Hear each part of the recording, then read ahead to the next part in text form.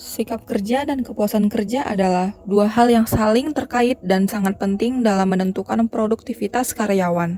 Tapi, bagaimana caranya kita bisa meningkatkan keduanya? Di video ini, kita akan membahas konsep dan intervensi yang dapat membantu dan mencapainya.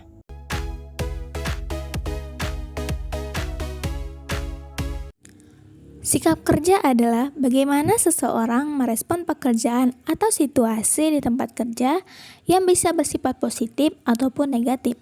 Misalnya, seorang karyawan yang merasa dihargai akan cenderung bekerja dengan semangat tinggi dan berkomitmen pada perusahaan.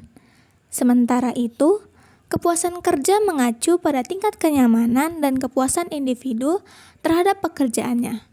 Karyawan yang merasa puas dengan pekerjaannya akan lebih produktif, loyal, dan berkontribusi lebih banyak. Lalu, apa saja sih faktor-faktor yang mempengaruhi sikap dan kepuasan kerja? Ada banyak faktor yang mempengaruhi sikap dan kepuasan kerja. Antara lain, 1. Lingkungan kerja. Apakah lingkungan kerja fisik dan non-fisik mendukung kenyamanan karyawan? 2. Gaya kepemimpinan. Pemimpin yang baik bisa memotivasi dan memberi contoh. 3. Rekan kerja. Hubungan kerja yang baik akan mempermudah kolaborasi. 4. Beban kerja. Beban yang seimbang antara pekerjaan dan waktu pribadi penting untuk menjaga kesejahteraan. 5. Keseimbangan kehidupan kerja. Apakah perusahaan memberikan waktu yang cukup untuk kehidupan pribadi karyawan?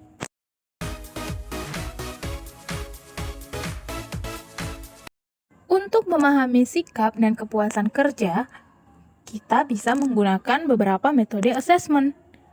Yang pertama, survei kepuasan kerja.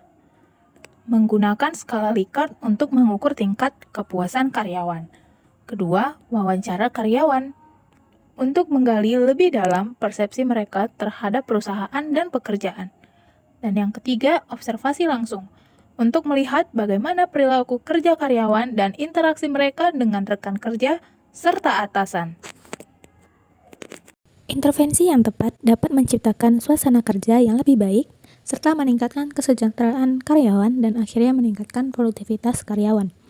Beberapa intervensi yang bisa diterapkan untuk meningkatkan sikap dan kepuasan kerja antara lain: 1.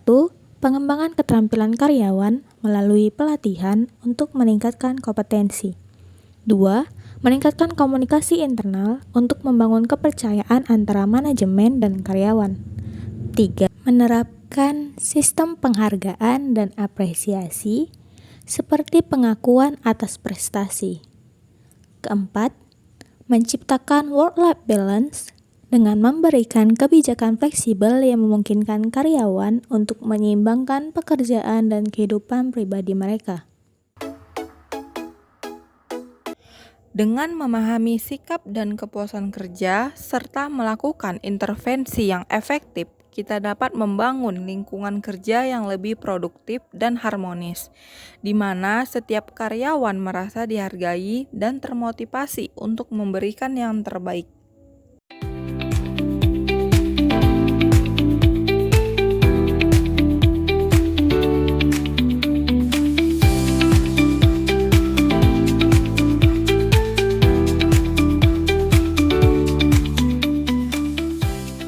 Bye guys.